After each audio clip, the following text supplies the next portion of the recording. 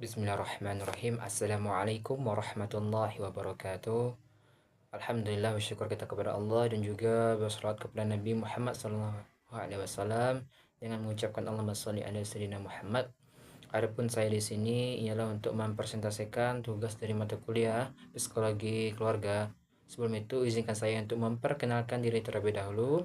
Nama saya Muhammad Zikri, NIM 2213010010, yang dimana saya di sini untuk mempresentasikan kasus KDRT yang ada di wilayah sendiri, yaitu di Pasaman Barat, yang dimana adapun pembahasan di PPT terkait kasus KDRT antara suami dan istri, latar belakang pernikahannya, yang dimana di sebuah nagari di Kabupaten Pasaman Barat itu hidup sepasang suami istri yang memiliki 2 orang anak balita dan juga sudah melangsungkan pernikahan selama 5 tahun.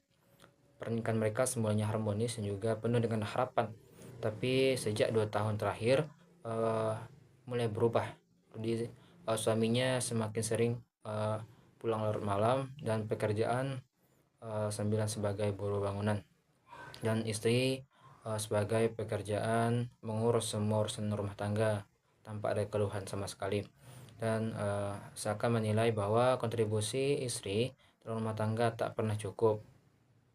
Adapun pembahasan selanjutnya itu terkait pemicu konflik yang ada di PPT, di mana konflik kecil terus mulai bermunculan ketika terjadinya ketegangan dalam rumah tangga, ketika istri mencoba menyampaikan pendapat atau mengusulkan agar suaminya ikut serta membantu pekerjaan rumah tangga dan mengukur dan mengatur keuangan keluarga supaya lebih jelas.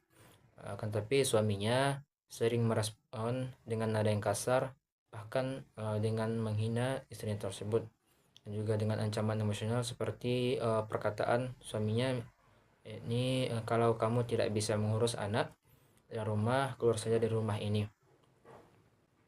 Adapun pembahasan selanjutnya di PPT yang saya paparkan di sini itu dampak dan istri yang melapor, di mana dampaknya ketika terjadi malam hari yang sunyi, pertengkaran terjadi antara suami ini, yang mana mengenai masalah uang dan pengeluaran anak yang cukup banyak dan sudah meledak, di mana suami memukul lengan istri dan mendorongnya hingga jatuh ke lantai. Dan juga anak-anak mereka menyaksikan secara jelas apa yang dilakukan oleh ayah mereka kepada ibunya. Seharusnya istri harus melapor kepada pihak yang berwenang. Akan tetapi di sini istri merasa malu untuk melapor kepada pihak kepolisian dan khawatir reputasi keluarganya di negari akan terancam. Dan selang berapa lama akhirnya Nina atau istri menghubungi kader negari untuk bekerjasama agar dapat didampingi. Dan kemudian setelah beberapa minggu berdiskusi, istri berani mengambil langkah untuk melapor ke P2 TP2A serta aparat kepolisian setempat. Masuk kepada pembahasan selanjutnya, yaitu analisis faktor penyebab KDRT. Terdapat beberapa faktor penyebab. Yang pertama itu norma tradisional, yang dimana masih beranggapan bahwa dan menganut suami dianggap sebagai kepala rumah tangga dan sepenuhnya bertanggung jawab utama, sementara istri diharapkan taat dan mengurus rumah tangga. Adapun pembahasan selanjutnya itu ketergantungan ekonomi, yang dimana meskipun istri ingin bekerja atau ingin menambah finansial, realitanya negari dan keterbatasan kesempatan menjadi sangat bergantung kepada pendapatan dari suami. Selanjutnya yaitu suami yang bekerja sebagai buruh menyandang beban keuangan yang tinggi.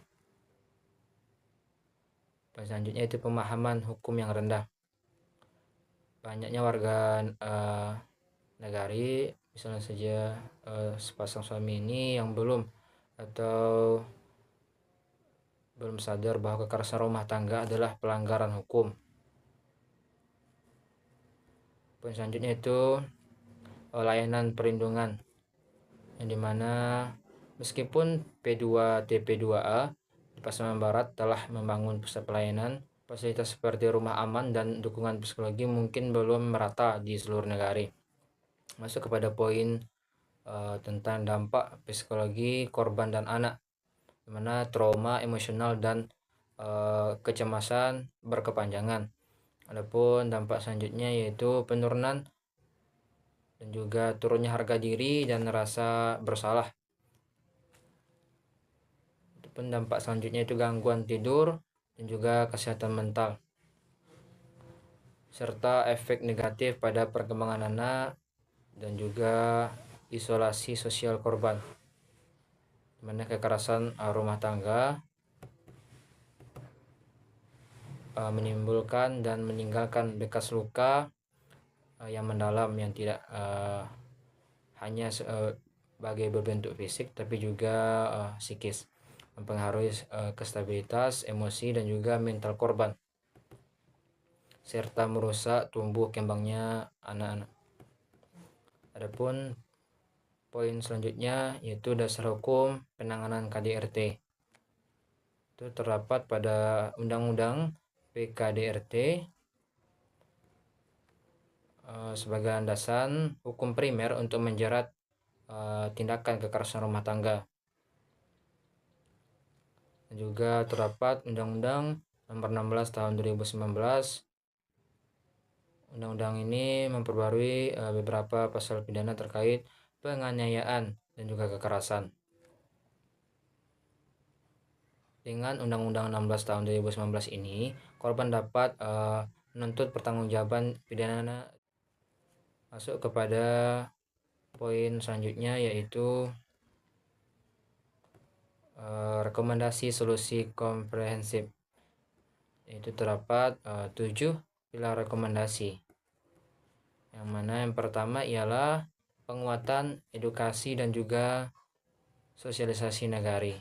Data lokal menyebutkan bahwasanya tingginya jumlah kekerasan perempuan dan anak, dan sosialisasi nagari menjadi strategis yang penting.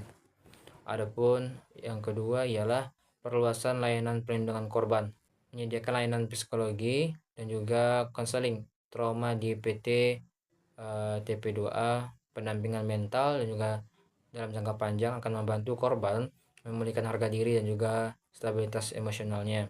Yang ketiga, pendampingan hukum aktif. Yang keempat ialah mekanisme restoratif justice, pemberdayaan ekonomi korban. Selanjutnya, sinergi antar lintas sektor di Pasaman Barat.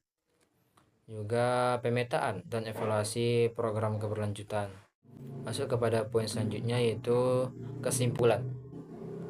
Menuju negara yang aman, bebas dari KDRT.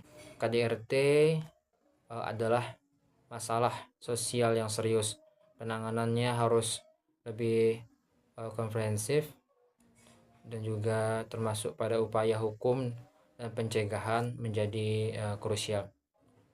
Adapun harapan kedepannya adalah prioritas perlindungan perempuan dan anak untuk masa depan yang lebih cerah dan juga menjadi masyarakat yang adil, nyaman dan juga sejahtera. Mungkin sekian dari presentasi saya. Jika ada kesalahan dan kekurangan, saya mohon maaf. Bila taufiq wal hidayah. Assalamualaikum warahmatullahi wabarakatuh.